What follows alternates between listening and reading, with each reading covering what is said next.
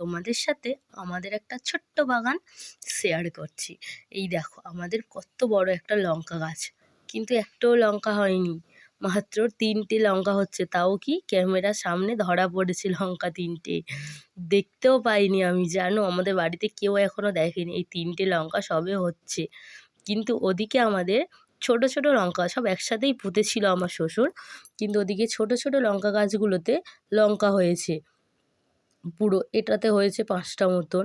ওদিকেও একটা লঙ্কা গাছ আছে, দেখো তোমাদেরকে দেখাচ্ছি, ওটাতে হয়েছে 4টে।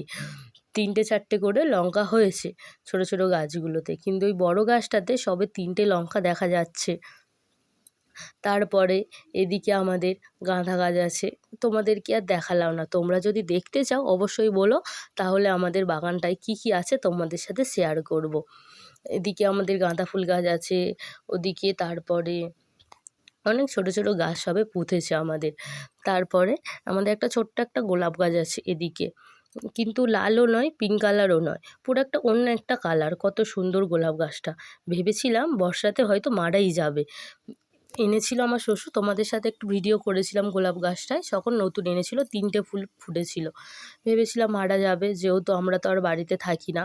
আগের ভিডিওতে বলেছিলাম আমার শাশুড়ি মার একটা বড় একটা অপারেশন হয়েছে, তার জন্য। এদিকে আমার অ্যালোভেরা গাছগুলোও ভালো হয়েছে, কত সুন্দর, কেউ মরে যায়নি, সবাই বেঁচে আছে ভালোভাবেই। এদিকে তো ফুল গাছগুলো দেখো, এগুলো আমার শাশুড়ি মা পুঁতেছিল। এই পেঁপে গাছটা দেখো, একটা ছোট্ট একটা পেঁপে গাছ, তার মধ্যে কত পেঁপে হয়েছে।